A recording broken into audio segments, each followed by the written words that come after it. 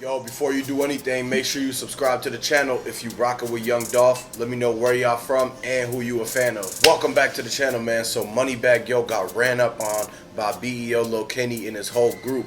Now, the details of what happened is basically that one of the people that's surrounded by Moneybagg Yo, they kept dissing Young Dolph. They kept doing Dolph disses. They kept saying a whole lot of stuff, and they did not think that nobody from Dolph's side of town was actually in the area. And now the thing is that they pulled up to the Moneybagg Yo show. They already knew he was going to be there and everything, and they just went to make sure to check because they had to represent Memphis. They can't be dissing Dolph like that. So when the dude pulled up, it was BEO Lil Kenny and his homie, and they went toe to toe with Moneybagg Yo.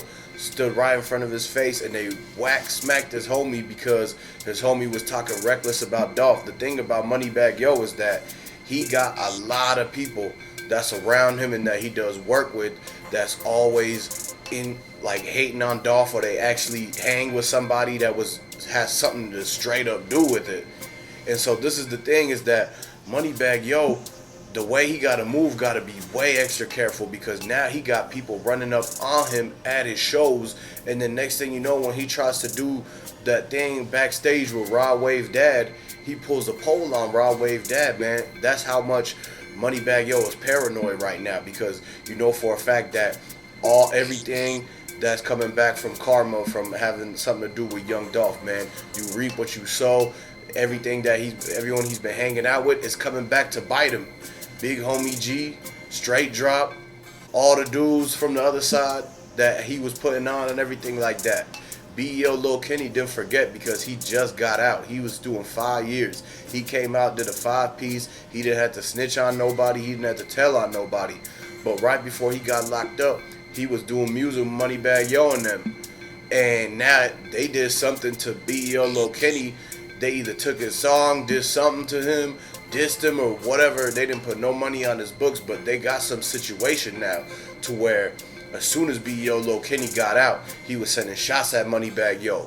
And then now he walked down his whole crew and put the smackdown on one of the people from his BGE crew. And now you know that Moneybagg Yo, he got put on with CMG Yo Gotti, but they had to change the whole way of how everything is organized, because they can't have him directly be attached to CMG. That's why they started BGE. That's why Zebo came in and started Endless, because you know that they know there's a lot of things that people had past beef, past issues, even the thing with Finesse 2 Times, because they say Moneybagg Yo took Finesse 2 Times whole flow, songs, lyrics, all that stuff, and Finesse 2 Times came out to prove it last year when he got out.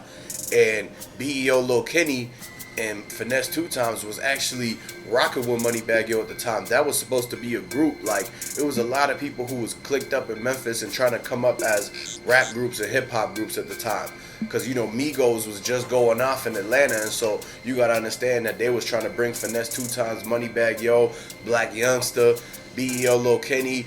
It was a little group. BEO Lil Kenny was doing the features because he was coming up next.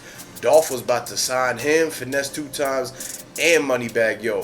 But then Moneybagg Yo made Finesse 2 Times start dissing Dolph on Twitter, saying that, you know, oh, if you want to get signed by Yo Gotti and CMG, you can't be rocking with Young Dolph, so you got to diss Young Dolph. And so when the whole thing popped off with Moneybagg Yo, Young Dolph, and Yo Gotti, that's when Finesse 2 Times actually started sending the social media messages, and it seemed like he was dissing Young Dolph. Whole time, Finesse 2 Times cleared that up. He said that the only reason that he did that was because he was trying to have Moneybagg Yo's back, thinking that that was what was going to get him signed to Yo Gotti. And so he was thinking, yeah, these dudes about to feed me and help me get this deal. And, you know, they beefing with this certain individual, and a certain individual say something to them, I'm going to go and have their back. That's how Finesse 2 Times was thinking about the situation with Dolph, and that how it all played out with Yo Gotti and Moneybagg Yo all in a feud together. And then it kind of ruined the upbringing of the rest of the rappers in Memphis, because then now, instead of them coming up and having them now CMG in competition with Dolph, trying to sign the artists who really they neutral, like maybe they grew up around Dolph or something like that. Maybe they seen Yo Gotti or whatever, and then when they see Yo Gotti, that's when he's like, yeah, you can't be rocking with Dolph and them, or else we're gonna have to throw you to the trenches. Like, you're gonna have to stick with this side and everything. So they was basically tricking them and giving them no option or whatever to go with Yo Gotti. So that's where everything started going wrong for a lot of people. But Keyglock stayed coming through Young Dolph because he knew that, okay, since Moneybagg Yo switched sides, I guess that's, you know, less people, more for me. Since Glorilla switched sides and Finesse 2 times gone, B.O. Lil Kenny gone, the only people that's left for Dolph, he had Keyglock. He stayed with him, loyal and everything.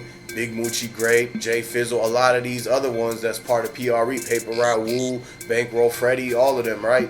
So Dolph was really bringing them up, and at the same time, it was really supposed to be Moneybagg Yo being brought up through that time. So since they switched, that's when even more hate started coming on Dolph, because not only did they have personal problems with Dolph, but then they trying to sabotage PRE. They trying to get in the way of his business and everything. They competing. They both do the same thing. CMG, PRE, Yo Gotti, Young Dolph, they all doing the same thing. So of course they gonna start competing and feuding with each other because they all in the same lane. The money is coming in, and then when the times that the money's low, that's when they get even more aggressive. Like, they start hating on them even more because they know that their money is running thin, and so they thinking that, oh, because the money is getting lower, that it's Dolph causing that, because Dolph getting a big share now. So they thinking they losing their money to Dolph, and that's what get them even more mad. They just, anything they think about, they try to find a way to think how Dolph affected that for them, and that, oh, if only they could get him out the way, they would be making so much more. This is the type of stuff that goes through people's head, and it's crazy, and it's a sad situation that people even have to think like that. But this is why the community got to change, and we got to think about more about coming together, coming together, starting new businesses, and actually going, you know, having the paperwork and everything straight, so nobody got to take from nobody else, so that nobody got to copy nobody else and everything. Like they were saying, Moneybagg Yo took Finesse 2 times flow.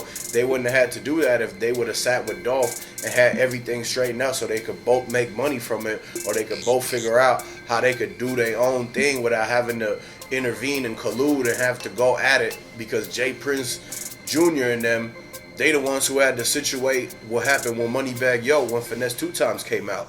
Because you know he was going to pull up and let him know about how he was wrong for that. And let him know he needs everything back. He need back the laptop full of songs that he left at the studio. He need royalty checks for everything that he took his flow from, took his songs from. Finesse 2 times had a notebook this full of songs that somebody snatched up, and that's what they could have been using to make all of these new hits and everything like that. So it's a couple of hits that Finesse 2 times was claiming was his that Moneybagg Yo did. So when Finesse 2 times got out, he called Jay Prince, he called Jay Prince Jr. They talked to Yo Gotti, they sat CMG down, they sat Zebo down, they came to agreement how much Finesse 2 times was going to get from all this. See, they could have avoided all that. Now if Dolph was in the picture, Dolph would have been making sure that all of this was straight, and they didn't even have to involve Jay Prince Jr. and all of them coming from a whole nother city trying to tell them what to do and everything like that, man. And so, man, you got to understand, Dolph was the glue to the whole thing. So when the community lost Dolph, people ain't had no one to look to. Nobody was giving back to the community. The rappers lost a lot of potential because now there's nobody to sign them. Yo Gotti only going to sign somebody that's viral internet so that he could take advantage of the thing, everything coming in at that time. He's not going to be willing to train and mentor and sit with an artist and build him up like the way that Dolph was doing. So during this whole entire time, man, Dolph, there was nobody left to do the things that Dolph was doing. There's nobody that could replace the King of Memphis, and this is why a lot of people, they still missing Young Dolph to this day. He was taking care of a lot more than what you just hear about him as a artist and everything like that. And so all the businesses he was citing, it's a good thing that a lot of people are keeping it going. And so this is why the justice for Dolph is such an important thing in Memphis and the whole country, because we gotta basically get justice for the people who tried to take care and help the people instead of destroy it and break it down. We gotta send flowers to people who's trying to build up the community instead of, you know, like glamorizing the lifestyles of the people who's really destroying the communities. If you really look into it and know what's going on, everybody in Memphis knows what really happened, who's the good guys, who's the bad guys. And so you got to put two and two together and figure out that basically if Dolph was still here, this whole thing would be different. And so now we got to think of it as like, okay, what could we do to replicate how Dolph was doing good in the community? We could all do the giveaways. We could all be actually teaming up instead of trying to find a way to divide and conquer and everything like that. We could come up as the team. Y'all see what happened out there in the Alabama situation where them folks came as a team, got each other's back, and they was able to, you know, fight off the people who was jumping the dude. And so this is the type of thing that people got to understand, is that you got to come together so that when there times like that happen, when tough times happen, we have to already be coming together. We have to be in the habit and already actually have a pattern of coming together on a consistent basis so that when everything goes crazy, we already know what to do. We already know that we did it this time and that time, and when this happened, we came together. So we got to consistently keep coming together and building the community up so that in trying times and all that, we gonna be able to be like, okay, this ain't the first time we coming together. We know what to do. You go here, you go there. We gonna watch this and let's hold down the community. That's the way that everything should be, instead of trying to glamorize the whole lifestyles of the people who's getting away with a lot of things and speaking on a lot of situations where they dissing people who either passed or, you know, they beefing with and doing nothing but to actually bring more of attention into the streets, and they want something to happen.